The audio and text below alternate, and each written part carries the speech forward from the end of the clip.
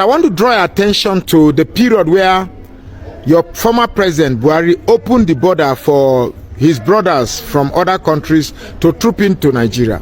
They don't have an address, so their address is currently number 1 Bush Road heading to the forest. Now they've occupied mostly forest.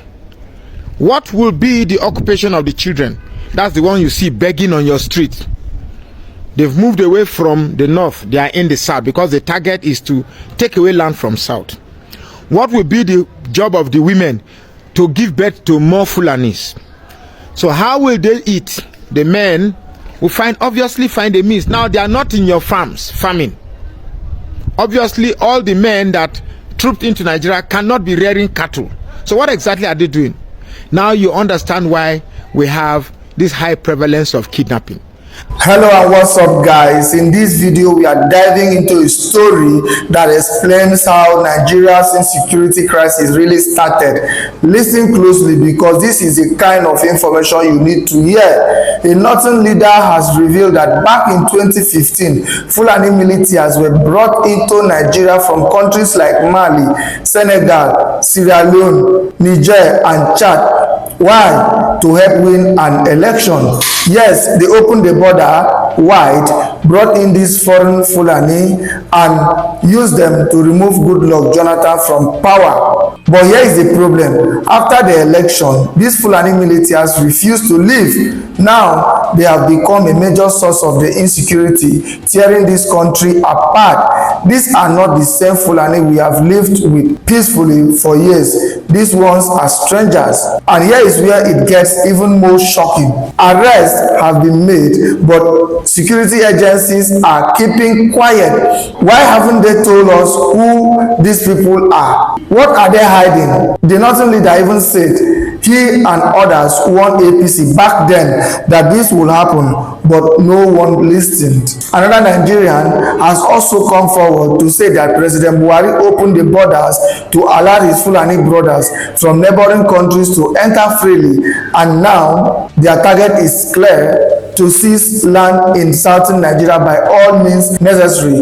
Guys, the question now is, who will take responsibility? How do we fix this? I will let you watch this video for yourself so you can see exactly what I am talking about. Don't forget to like, share and subscribe to this channel if you haven't already done so. Take a look guys, and remember to share your thoughts after watching. Revelations are emerging on how Nigeria got itself into the current insecurity that has spread to many parts of the country. A former chieftain of the ruling All Progressives Congress, APC, that's Abubakar Kawu Baraje, traced the origin of the current insecurity in the country to the influx of Fulani from neighboring countries like Sierra Leone, Mali, Senegal, Niger, and Chad, brought into the country for election purposes back in 2015. He also backed self-help initiatives of the Southwest governors, stating that responses of Yoruba Nation activist Sunday Igboho to the herdsmen menace were necessary because the federal government failed in its principal responsibility to secure life and property. Baraje, who once served as the party's national secretary and chairman of the breakaway faction of PDP, said the Fulani men causing havoc in the country are not aboriginal to Nigeria. Well, to speak more on the allegation of importing Fulani militias from Mali, Sierra Leone, Senegal to fuel insecurity so as to win the 2015 elections, former PDP National Chairman Alhaji Kawu Baraje joins us on Newsday. Good to have you on the program. Thank you so much. Alhaji Kawu, thank you so much for being here. So that was very revelatory, the allegations being made here. I'm just wondering the timing of this revelation and what role you might have played in all of this. First of all, thank you so much for having me here. I just want to, we are not surprised. I am not surprised because this is the period that political mudslingers will continue to want to cling to the last straw when their own party is sinking. PDP is not sinking. I am not sinking. I am not in APC, and I will never be in APC. What I said categorically was that in 2014-15, in preparation for 2015 elections, all efforts were made to ensure that APC came into power. And as a build-up toward that election, APC never, or some people in APC never thought they were going to win an election. So all manners of scandals were prepared, to ensure that if APC didn't win, then Nigeria may not stay. That's what I said. And the correct thing was carried. And I'm so surprised that some mischief makers are at work. Even last week, they came up to say to put my name on the record that I am defecting to APC. And I told them that that's their wishes. It is this period that any sinking party will be looking for good character to smear, and not me, Baraje. That's my stand.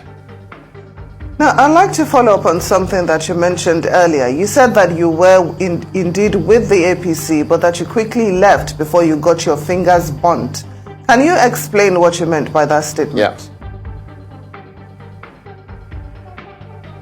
You see, when political parties and associations form alliances, they form alliances based on some agreements. Such agreements becomes operational if such party that was put into focus comes into power. APC was the party that various groups came together to form. And it came around at a time when we had some internal problems in PDP.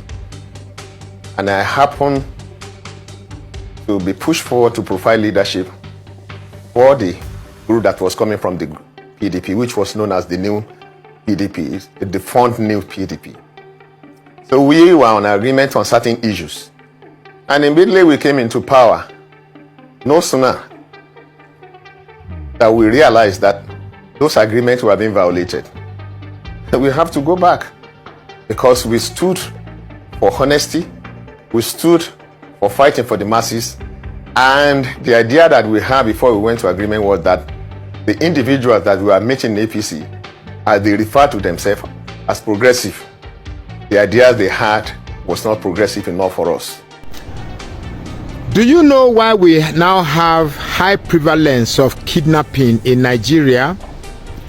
Now, it's not as if kidnapping is new to Nigeria. As a matter of fact, we were used to kidnapping on a very, very, very low scale. But I want to draw your attention to the period where your former president, Buhari, opened the border for his brothers from other countries to troop into Nigeria.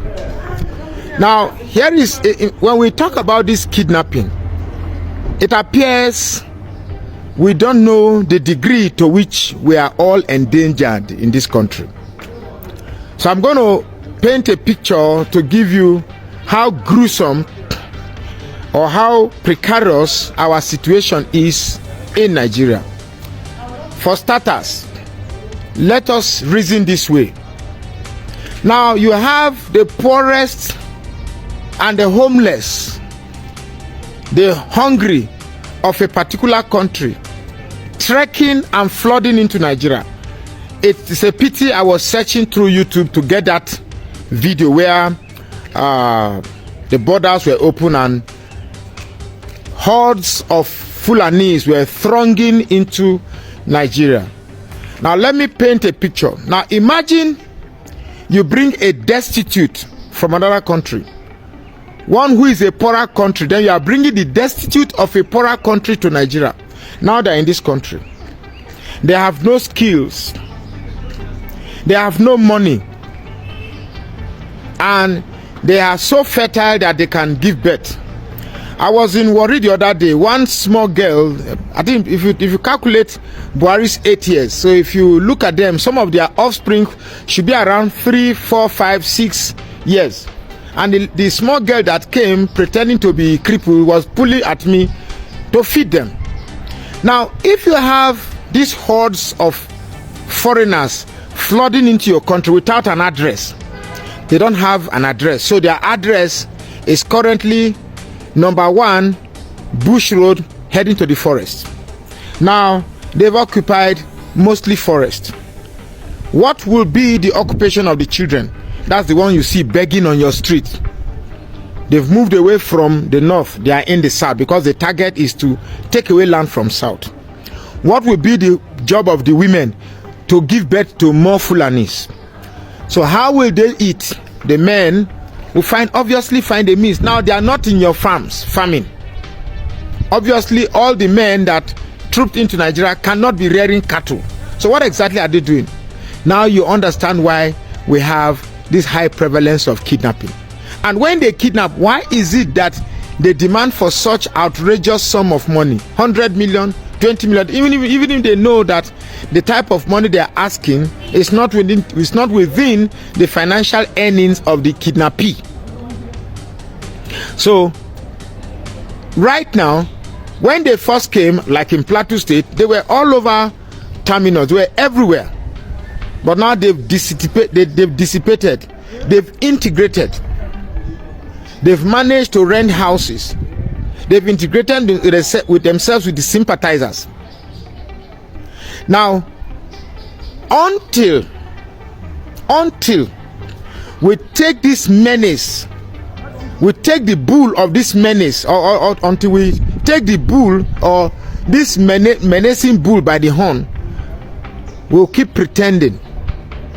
Imagine a text message that was sent to me where, in order to prove how serious they are, they were raping the girl while the phones were audible to the people that they are demanding ransom from. And if kidnappers are using phones to call their target to bring money, the last time I checked, when you want to register your phone, you register with your BVN, which has your photograph, which has your last address, which shows the banks that you are banking with. With your BVN practically gives you an idea of who you are. It shows you the numbers you have called, the phone numbers you have called, and those phone numbers you have called, they all too have BVN. So if you want to catch somebody that uses a phone to call you, it's very easy to catch, because it's just a matter of investigating the numbers that they've called and tracing it back to them. Now, why this kidnapping will prolong itself is because I sense there's a deliberate lacklusterness or unwillingness by those responsible to quell it, to stop it. Because even those they kidnap are selective. We hardly come on internet hearing Fulanis that are being kidnapped.